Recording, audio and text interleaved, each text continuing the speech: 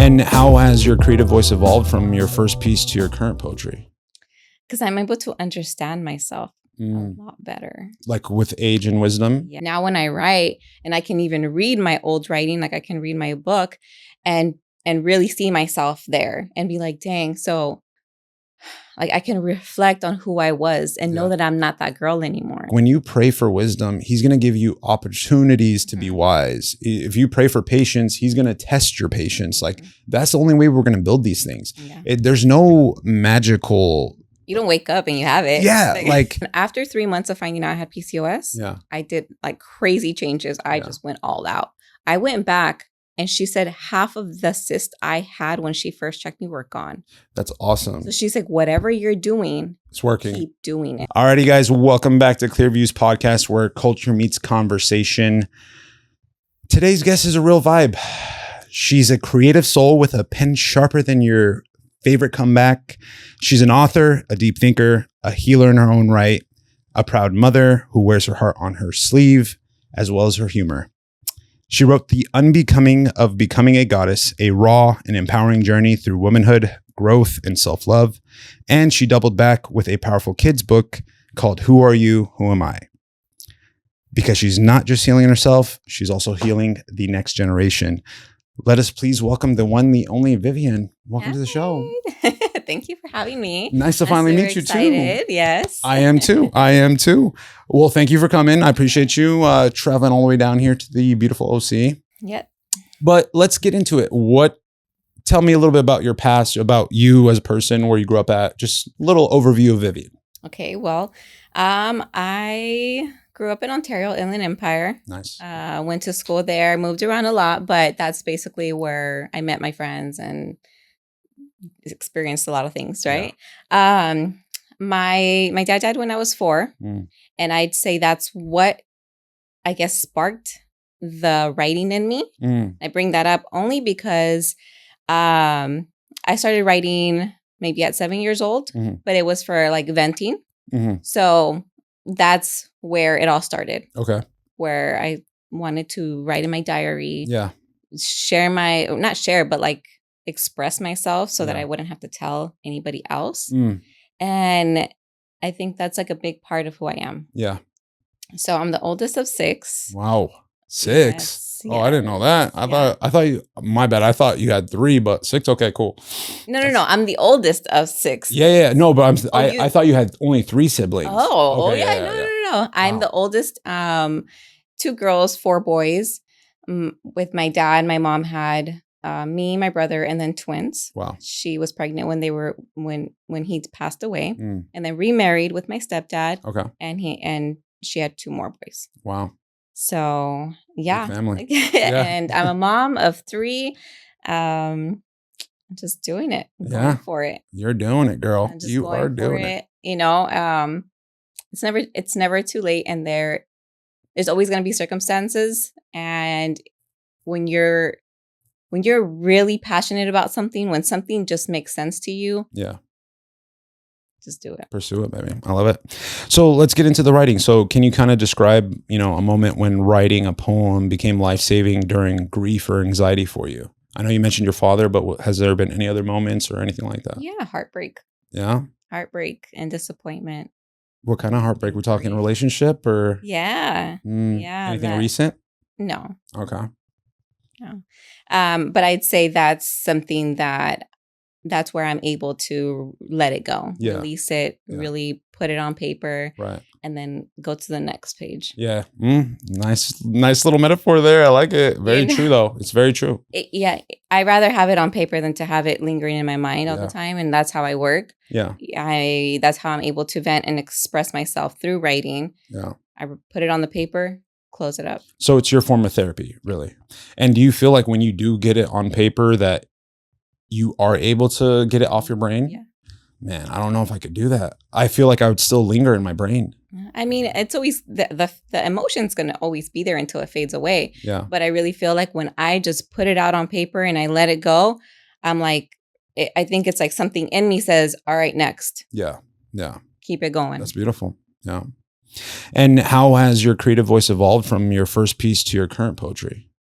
Because I'm able to understand myself a lot better. Like with age and wisdom? Yeah. Okay. Yeah. I think, I grew up writing through elementary, through middle school, high school, and it was more of just like a word vomit, right? Like I was just writing about love, or I'm writing about heartbreak, or I'm writing about friends, or I'm writing about, it's just me writing. Just I didn't really know who I was writing. I just would write what I felt was made me feel good, right? Yeah.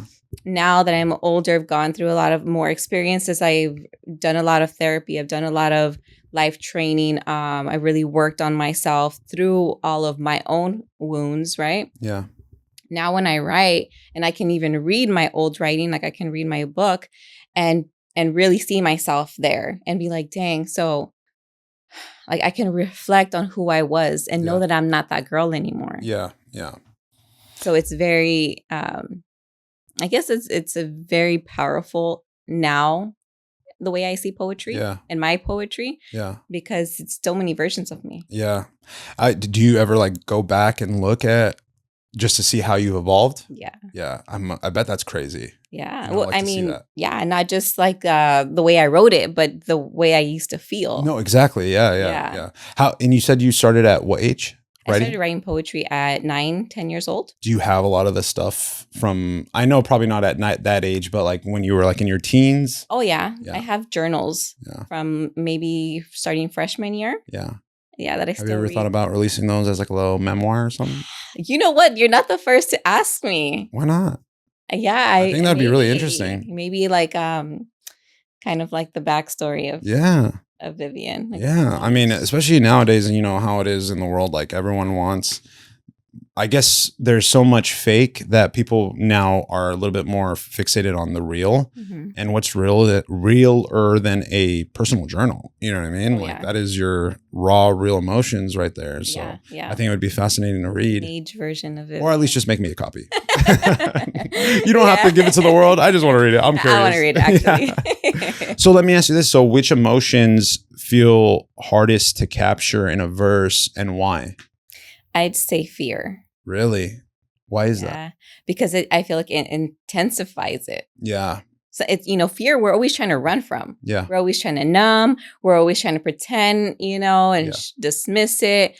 So when having to write about something I'm in fear of or I'm trying to avoid, it's like really facing yourself. Yeah, for sure. And you're reading it, you're expressing it, you're writing it out. You're making it real more than what it is here. Yeah. But I've also realized that when I have done that, it's shifted my perspective. Really? Because I have more compassion for myself. When I can write and see where I'm at mentally or emotionally, I'm like, dang, like all she really needs is this. Yeah. Yeah. All she really, this is what she's really scared of. It's not even this, it's that. And when you say fear, like give me an example if you don't mind. A fear of losing somebody. Okay. Fear of going for a certain goal. Yeah. You're not really sure you're going to, you don't know how you're going to get there. Yeah. Fear of just life, the unknown. Yeah. I feel like for me, from my own experience, that has been a lot of my life, of the unknown. And I think it's been on purpose because I think God has really put a lot of unknown in my life so that I can overcome and That's prove to myself that no matter what it is, you're going to be okay. Yeah. 100%. And get comfortable with this. Yeah.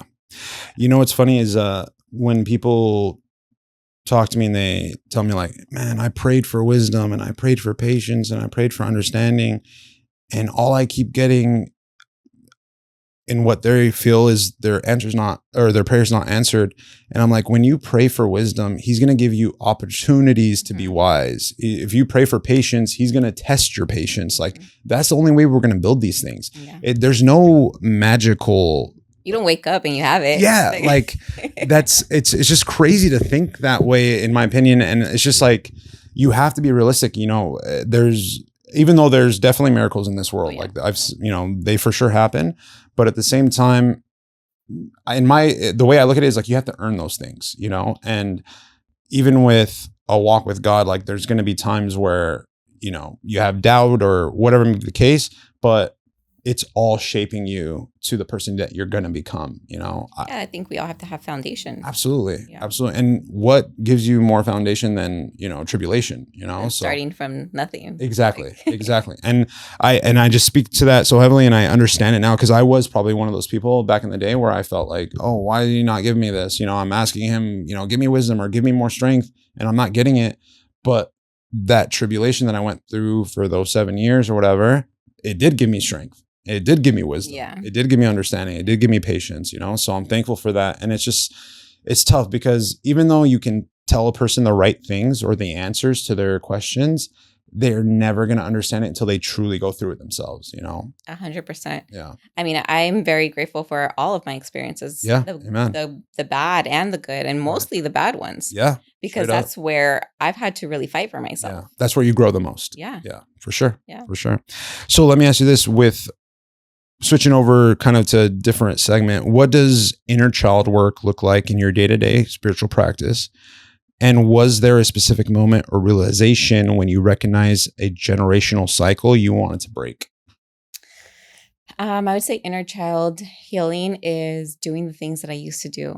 Okay. So when I was younger, I was very quiet girl, like a very stay to myself in the corner, listen to my headphones. And I would have a book or a notebook with me all the time. Like that's where you'd find me if I wasn't at school. Yeah.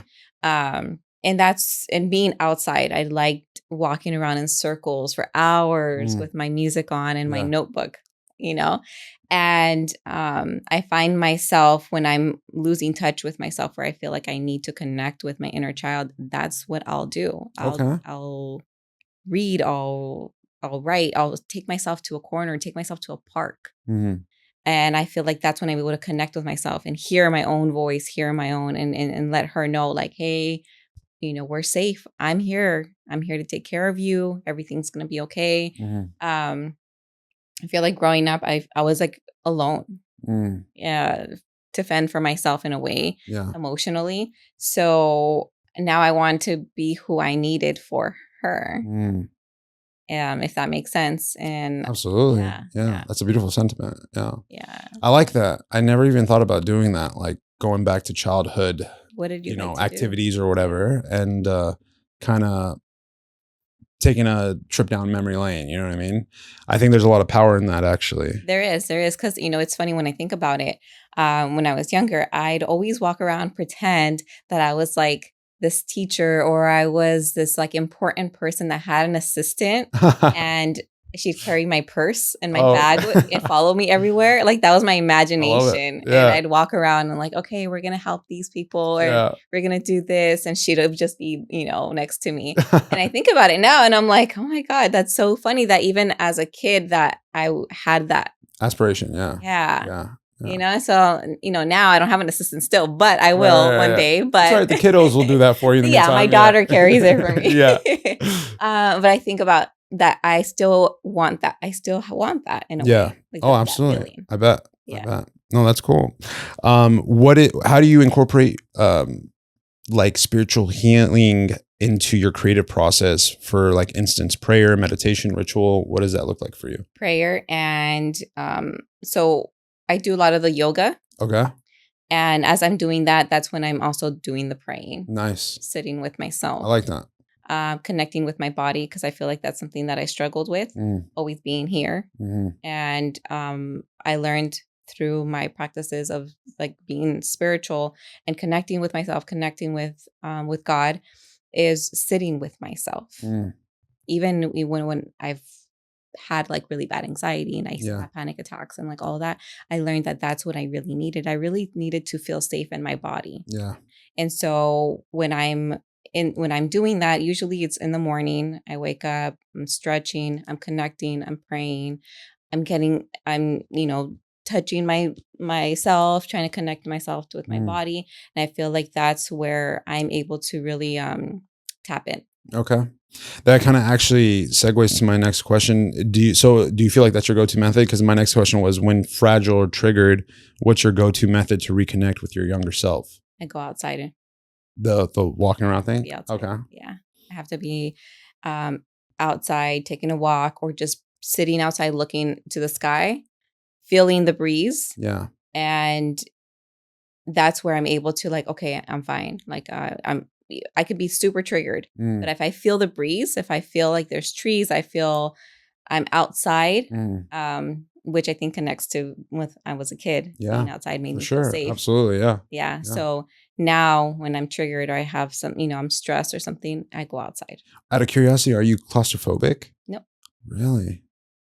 Because I feel like that's one of those things, like when someone's like claustrophobic, they need to go outside, they need air, they need to like know that there's open space, because you can feel trapped when you're feeling like claustrophobia, but it's not really. Not. And you know what's funny? Because I have to always sleep with my window open to hear the trees also. So are you like a big hiker and stuff like that, or just going out to just feel the No, hikes. What are your go-to spots? Claremont Loop and the one that's Mount Baldy. Okay. Yeah. Is I'm as you can tell, I'm not a big hiker, but one of my past relationships, they would take me to, I think, Mount Rubidoux. Oh yeah, I've done that. Riverside, right? Yep. Yeah.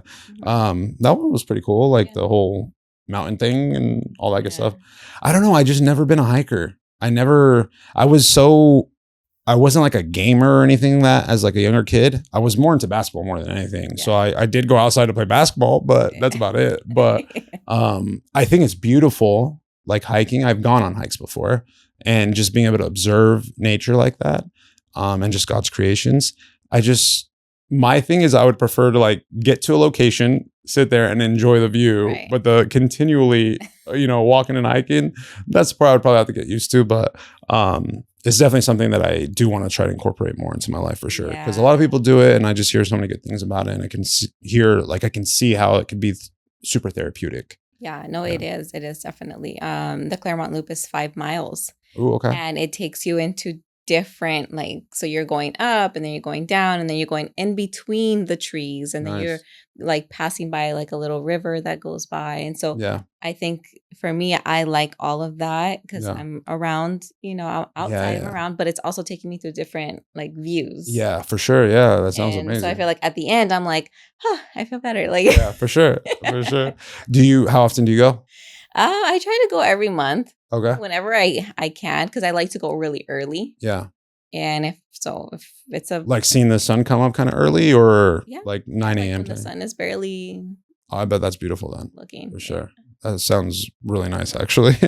Let me ask this: so, which healing tool, mental, spiritual, creative, has surprised you with its power to stabilize you? Stretching. Really? Stretching. I so never vital. Thought. So vital for sure. I never thought that would be something that would save my life. Like I had to look up somatic exercises, and it's a form of yoga. Yeah, but it tells you like what to do in certain areas or certain things that you're feeling. So if you're like somatic exercises for trauma, somatic exercises for anger, somatics for grief, and it'll tell you like where to tap, what to stretch, how to do it. That literally saved my life. I've heard of that actually, the tapping as like a calming mechanism. So that's what you do in addition to other things. Aside from, so I incorporate it as I'm doing like the yoga. Okay. Stretching. So what are the tapping points? Like where should I tap?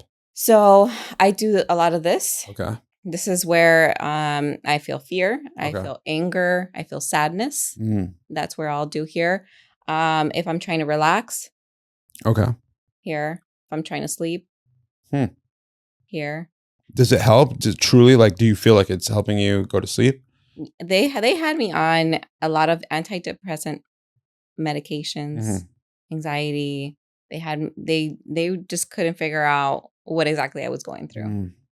And I decided I wasn't doing any of that. That I was going to figure it out. Yeah. And I did a lot of Google. I did a lot of anything I need. When you're in that, you're desperate to just feel better. Right. For sure. So when I came across these exercises and these techniques, it literally changed.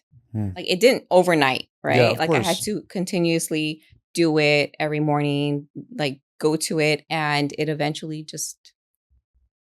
That was good. That's awesome. I love that because it's just a testament to anything in life too, is if you put the work in and you you're stay consistent more than anything, you'll get progress eventually. 100%. Yeah. And I'm super grateful that I did it that way because I knew something in me was like, I'm not depressed. There's just something not right. Right. And so when I started to do that, I obviously also I changed my diet. I really tried to go to like healthy. Right. What I really wanted to just align everything. Yeah. The lifestyle. Yeah. Just the lifestyle. It was something going on emotionally. A lot of PTSD, a lot of trauma, a lot of things that come up like that. That growing up, I just avoided. I didn't know how to process. Yeah. So as an adult, it catches up to you. Right. Right. It really does. It really does. So I know you deal with PCOS, correct? So what myths or stigma around PCOS did you most want to dismantle when you began healing publicly? And real quick before that, let me preface, can you kind of explain what PCOS is and some of the effects? Yeah. So PCOS is polycystic cyst in your ovaries, right? Syndrome or something they call it. You have cysts in like surrounding your ovaries. So therefore it causes it's a hormonal imbalance. Really? Okay. So it throws off all of your hormones. Wow. Even your insulin. Wow. So, a lot of women that get PCOS don't even know they have it. They miss their periods. They gain a lot of weight. They end up getting like diabetes. Like they don't know. It causes so many different things. Right. Like you can grow hair here. Whoa. It's so many things because your hormones are so thrown off. When I first found out that I had PCOS, my testosterone levels were higher than a man's. Wow. Because that's how thrown off my whole body was. That's insane. And my regular doctor couldn't even figure that out. Yeah. So I had to just do my own research. Yeah. I thought maybe it's my hormones. I go to a gynecologist. She does the test, like the blood work. She does the ultrasounds, and that's how she figured it out.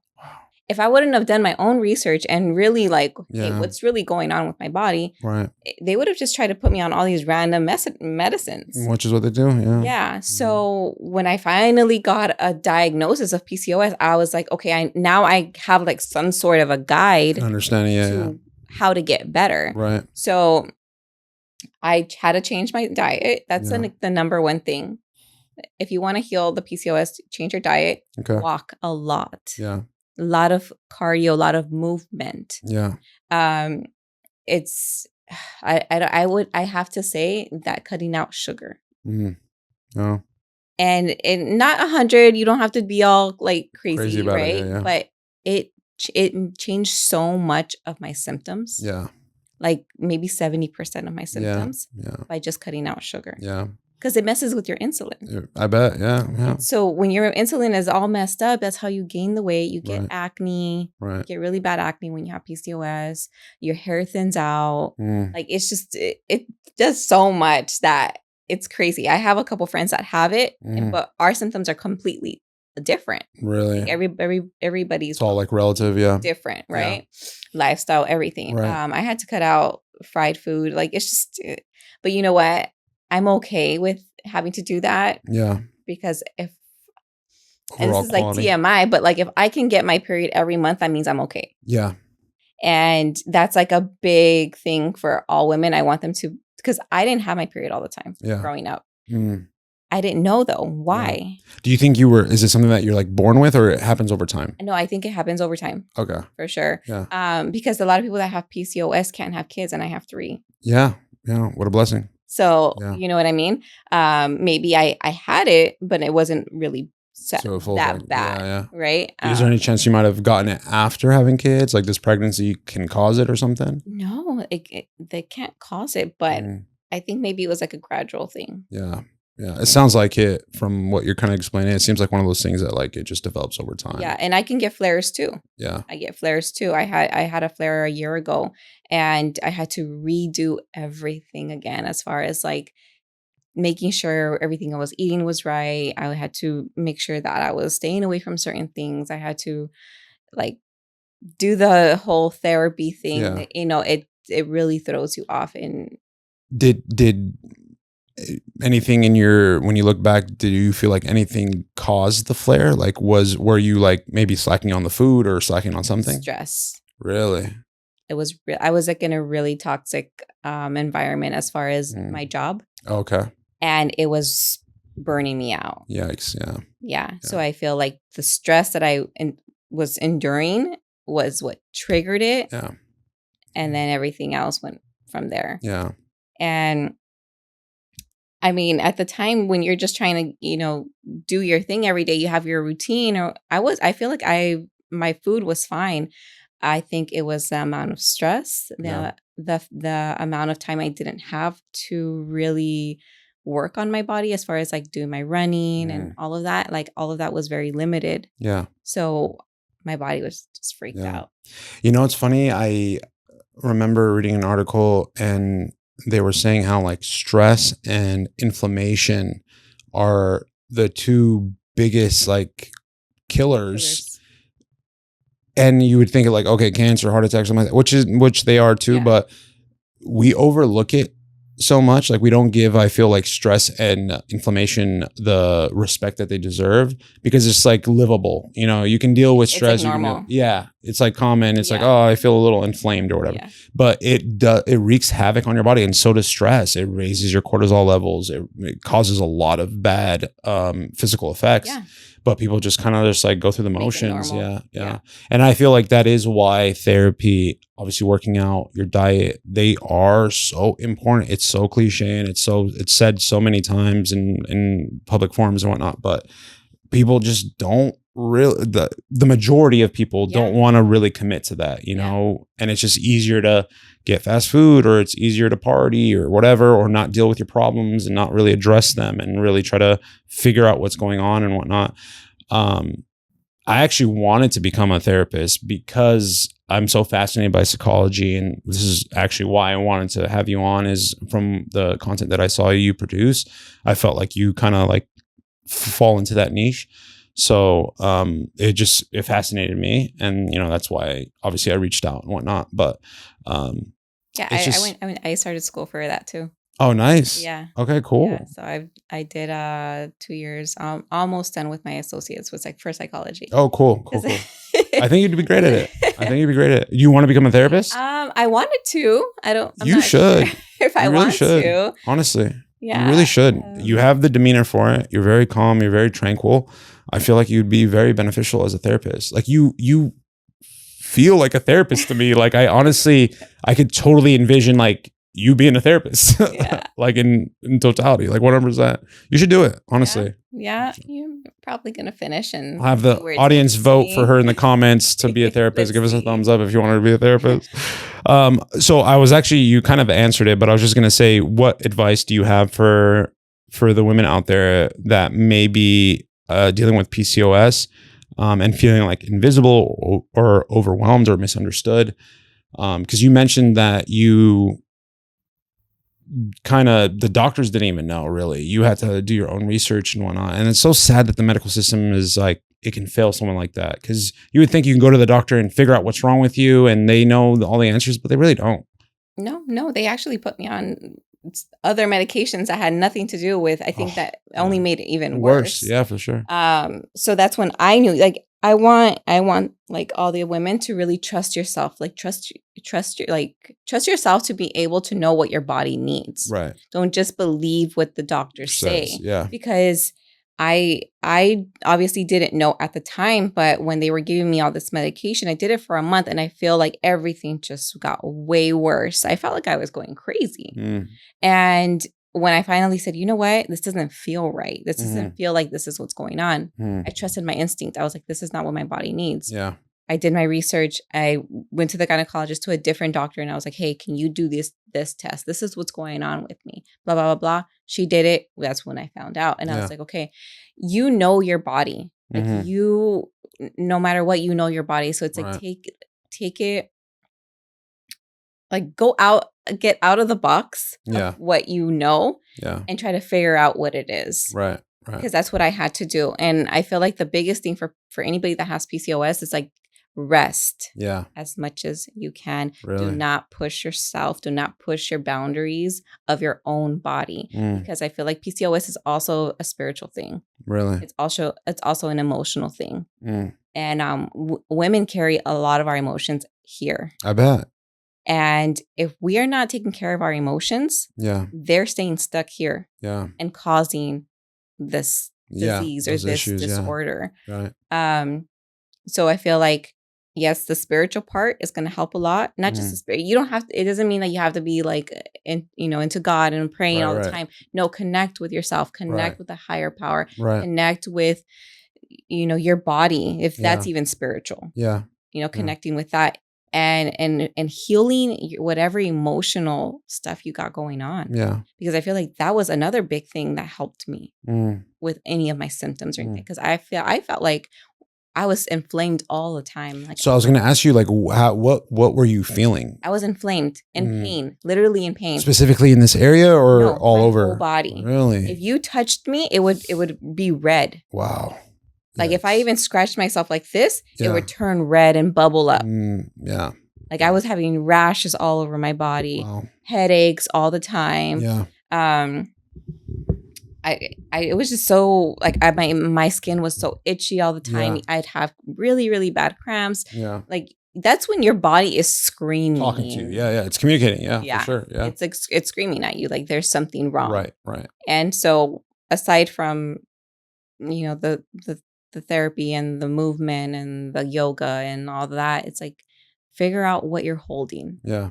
What you're not expressing, when you're not letting go. Yeah. I feel like that's a big part. Yeah. And what people don't know about PCOS, and I think a lot of us girls that have it get, I guess, shamed on, is how it makes you really tired. Like there's some days I have like lethargic fatigue. Yeah. Yeah. That's rough, man. I was telling a friend the other day, I was like with a group of people, and there was a couple of ladies, and they were mentioning something, and I was like, I am so thankful I'm a man. Yeah. I don't think I could handle being a woman. I really don't. You guys go through a lot. I'm not gonna lie. Yeah, there's a lot of. You know what? I don't want it to be where like, oh, you have to live with it. Like after 3 months of finding out I had PCOS, I did like crazy changes. I just went all out. I went back. And she said half of the cyst I had when she first checked me were gone. That's awesome. So she's like, whatever you're doing, it's working. Keep doing it. Yeah. So I want you guys to not just think like we're stuck with this forever. Right. Like you can still have a good quality of life. Yes. Yeah. I was going to say, so do you, besides from that one flare up, like all in all, you're good? Like you feel okay? Yeah. That's awesome. I'm able to manage it now. I'm able to know like, okay, my body is doing this now. It's this week. And then so next week, I know I'm going to be a little bit more tired. Then next week, this and that. Do you take any supplements to aid in what you do? I do a lot of teas. Okay. I remember you telling me you love tea. Yeah. Okay. So what's your favorite? So spearmint and chamomile. Okay. For sure. Yeah. There's passiflora. It's like a Spanish one. Ooh, that one sounds fancy. Passiflora is really good. Yeah, I'd say those are my top 3. Okay. No other supplements aside from that?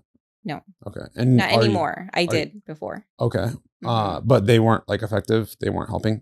They did for that time. Now and now I'm able to manage it better with with what you're doing. What I'm doing. At the time when I was like going all out, I did like this herbal hormone imbalance that I had gotten from like a friend that does her own supplements. Okay, cool. Like everything's very natural and herbal. So I feel like go natural as much as you can. Just go natural as much as you can. I totally agree. Growing up, I was all about like, I felt I needed aid in some type of supplemental form to get me to the next level, especially because I was like really big into the gym when I was younger and whatnot. And now I'm all about like keeping it natural. Not, I'm trying to stay away from like preservatives. Yeah, it's just better, man. It's just better. It's almost where I'm trying to fulfill my natural God-given ability, like my potential physically I just want to do it naturally. Yeah. You know, I do still take some medicines and some supplements, but I try to minimize it as much as possible. And I definitely take a lot less than what I used to take. So, and I feel better for it, honestly. Yeah. Your body's able to process it better. Yeah. And breathing is so big on pain. Yeah. Like I had 2 hernia surgeries. Ooh. And the first one, I didn't really know what I was doing. I took the pain medicine for like a day or two. But I didn't like it. If I don't have to take medicine, I will not take it. Yeah. Like the most thing I'll take is like one Aleve. Okay. And that's like, it has to be real bad, right? But my second hernia, they found the surgery, they found 5 hernias. Whoa. While they were in there. They thought it was just one. Yeah. So when they're in there, they found there's 5 more. Wow. So they covered all of them. I refused to take any kind of medicine because I was already in my healing. Yeah. Like time or whatever. Phase, that I was already doing this, like the changes. So I was like, I'm not taking no medicine. Yeah. I didn't take no medicine for that whole time. Like just the medicine they give you when you come out. The anesthesia surgery. or whatever, After that, breathing helped me through all the pain. Wow. I would have never thought that, but it's 100% effective. It's true. No, Breathing. It's true. Yeah.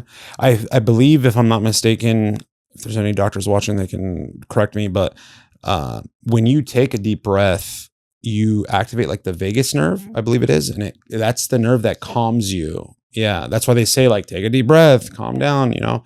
And even I know like Marines, they were trained to sleep in like within 2 minutes. And the way they do it is breath work. I think they inhale for either 4 or 8 seconds, and then they exhale for either 4 or 8 seconds. And they do that repetitively for 8 minutes or 2 minutes.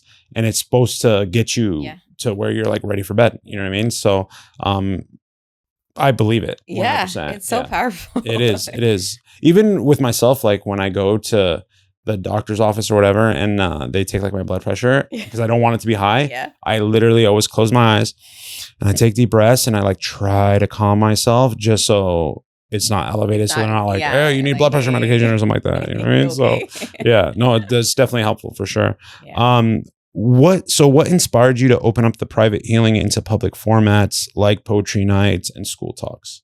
I was in a moment where I was really going through it emotionally. And my mom always would tell me, you should write a book. You should put your poetry together and put it out. And I was like, no one cares about what I feel or what I'm going through, right? Like those doubts of like, who wants to know about me? Right. And I was like, okay, I'm not going to do a book, but maybe I can do, that's when Instagram was popping off. So I was like, maybe I can do an Instagram page, but they won't know. Nobody will know it's me. Right. But Keep it's it anonymous. poems, Right. Oh, that's beautiful. So I started doing that. Nice. I started posting my poetry. No one knew it was me though. And I started getting a lot of feedback. Oh, cool. A lot of people were writing me like, oh, this one, I feel like this. I am so glad that someone else, is not going through it too, but that knows what I'm feeling. A lot of people were like, oh, this made me feel so much better. Like I just was getting like feedback on my poems. And I was like, maybe this is what I want. Like I should be doing this because I want to be able to connect with other people and show them that they're not alone, that we're all going through something. We're all healing through it. It's because our brains will make us think we're the only one going through something. Right. Yeah. Like that's why when we're in a room full of 100 people and we think we're the only one stressed because everyone looks happy. Right. Everyone looks like everything's going good, but you don't know what's actually going on inside. Right. Yeah. And our brains will tell us that we're the only one going through it. So I feel like when I started putting my poetry out there and people started to connect and like give me feedback on it, I was like, okay, this is how I'm able to heal myself, right? And connect with others as well, because it was also making me feel less alone. I bet. Yeah. That's beautiful. Can you share like a specific story, perhaps one of your poetry nights or school visits where someone felt truly seen? I would say, so I speak at some elementaries sometimes.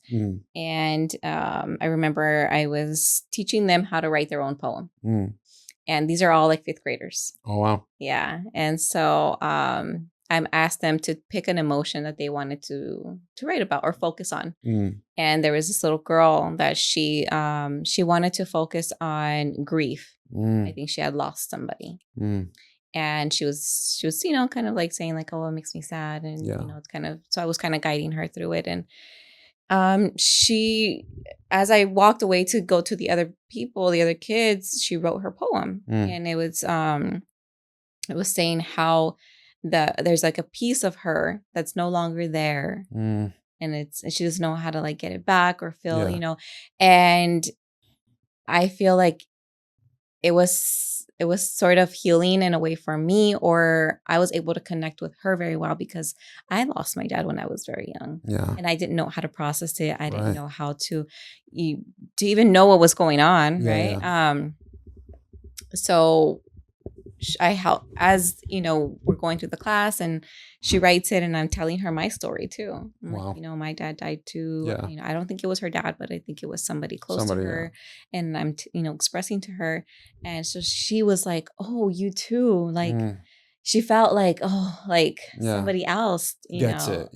Gets it. And she actually put her, because they were writing so that they can submit it to the district's poetry book. Oh, cool. And because that's the same thing I did when I was in 5th grade. That's what made me feel like I should do poetry. Right. Yeah. So she submitted it and she also got picked. Oh, cool. Yeah. So it was like a whole circle thing for me. Yeah. Because that's how I started. And then I was able to bring that to her. That's so awesome. That's That's truly beautiful, honestly. Yeah. And I'm sure like she needed it too, especially being recognized and whatnot. So that's awesome, man. That's awesome. Yeah. In publishing your poetry book, what did it shift in your identity and in your sense of purpose? I'd say that less apologetic about who I am and where I come from and who I thought I needed to be. I think I was able to really change my story. Wow. Because growing up, I grew up in like the real ghetto. I grew up, my dad was in gangs and that's the environment I grew up in for a very long time. And so I think that's what held me in this like box of like, I'm nobody. Like no one cares about my poetry or like, I come from this type of neighborhood or whatever. So, who am I to? And with me doing all of these, I mean, it's not even something that I planned, right? It's just something I started to do. Put my poetry out, then put my book and decide to write a book, to really go to therapy, to really do things that was unknown to my family. Right. And that's where I decided like, I can change my story. Anybody can change their story. And that I feel is my transformation or what changed my identity with my poetry, with what I started to do, with what I wanted to do is like, hey, we come from a certain thing, from a certain environment, or certain family, or certain circumstances, but that is not who we are. That's not who we need to hold ourselves to. Like, no, you get to change your story. You want to, you come from wherever you come from, but you want to do this. You want to be president. You want to be a doctor. You want to be whatever it is that you want to be. Do it. It doesn't matter where you come from. Change your story. And don't be like ashamed of it. Be unapologetic about it and be like, yes, this is what I went through. This is what the decisions that I made. This is where it got me. But look at what I'm going to do. Right.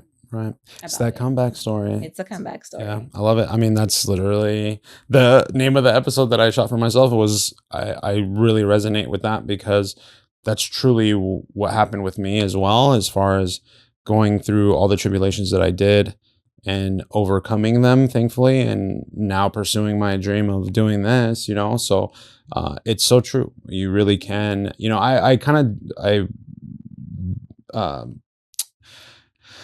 I struggled with the idea of, can a person truly change, And I think in some ways, maybe it's harder, but as far as like changing your environment and your circumstances around you and like your lifestyle, absolutely doable. As far as like changing like internal like behaviors, maybe it's a little harder. Like if you're whatever, you have a weird laugh, or you do this or do that. Those like internal You're things, born maybe it's a that little way. harder. Yeah, exactly. Like if you're born innately with it, that's one thing. But Yeah. like as far as like lifestyle, like Habits. exactly. Yeah. Habits create your life. 100%. 100%. You change one habit, your life's going to start to change. It really will. It really will. I think they say it takes 21 days to build a habit, Mhm. and I think double that to break it or something like that, if I'm not mistaken. Then it becomes a lifestyle. Yeah, it has to be a lifestyle. And that's where I think people struggle with, is maybe they get on board for a little bit, but then they'll fall off. But it's also a part of the process. Yes. It's okay to fall off, just get back on board, so 100%. beautiful We stuff. Start over. Yeah, 100%. So one last question before we go into one of my favorite segments of the show. How do you build safety intentionally for yourself and for your audience or readers? Being vulnerable. Be real. Yeah. Be raw. Yeah. I feel like with my TikTok and my podcast, that's where I feel the most Vivian. I love it. That's where I feel like I'm myself. I am 100% like, hey, let's lay it out. This is me. This is me. Yeah. And it feels like that's how I'm able to connect with people. Because like you said earlier, people want real. When I watch something, I want real. I don't want like, the fluff and all that, like show me the human in you. Right. Show me the human in you. I'm going to show you the human in me. Yeah. Because we're all just trying to figure it out. Literally. Yeah. We like none of us know what we're doing, but we're doing it. Yeah. And we're trying our best. Right. And that's why for me, it's like there's no judgment. Like come in here with your full self and I'm gonna respect you. Yeah. Come with your flaws, come with your mistakes, your whatever it is you're coming in with, and I'm gonna respect you more than if you come in here with lies or being fake or pretending. Like, no, come on, like I'm a good reader. Yeah. Of people. Yeah. So when I see somebody and they're telling me something and I see something different, I'm like, no, like come in. Be 100. Yeah. Keep it 100. Yeah. No, 100%. 100%. It's funny because I feel with social media, prior to social media, really the influencers were like the celebrities, the entertainers, the actors, the athletes, all these stuff. And that world, there is a lot of fake, there's a lot of facade. But now that we've ventured into this new era of social media and whatnot, and we're seeing people just day to day, there's still a lot of fakeness out there. But I think people are just so tired of it, given coming from the entertainment world to this now, that they're just like, it's just not relatable. And it's exhausting. It is. It's exhausting trying like to pretend that you can do it too, or no one's trying to see something that is not, they can never accomplish. Like I want to see stuff that I can like, I can do that. Yeah. Or I understand that, or I can relate. Yeah, I can relate. 100%, because I feel like I've been humbled real good in life. And that's where I'm able to connect with different types of people. Yeah. Because just out of curiosity, how have you been humbled? I feel like life has humbled me just overall. And overall, as far as like in relationships and like thinking that I had control over certain things, that I knew better, that I trusted more than I should have. Being a mom, thinking that I needed to be perfect, thinking that I needed to know everything, thinking that it's just, and overall, I feel like life has humbled me real good, and not just with my experiences, but with my family's experiences, my brother's experiences, like my brother struggles too with certain addictions and things like that, where I had to be there for him, and so I'm not anybody to ever judge anything, because life is going to be life. Right. Amen to that. Facts, straight facts. If only more people in the world took that view and actually could put it into action, man, I think it would be a better place. Yeah. Before we wrap up though, my favorite part of the show, coming back by popular demand, is the CVP speed round. Vivian, you are the second person ever to do this. Are you ready? Okay. Okay. All right. So the rule of the game is you answer the first thing that off the top of your head. Okay. Don't think about it. Okay. So I have 21 big questions for you.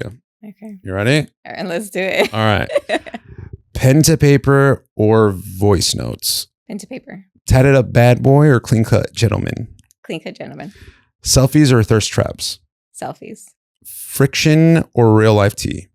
Real life tea. Or sorry, fiction or real life tea? Brunch with the girls or a solo coffee shop writing session? Solo coffee shop. Makeup free or full of glam? Makeup free. Loyal with no job or rich but a cheater? Loyal. Text back fast or leave them on red? Text fast. Worst first. No, we'll pass that one.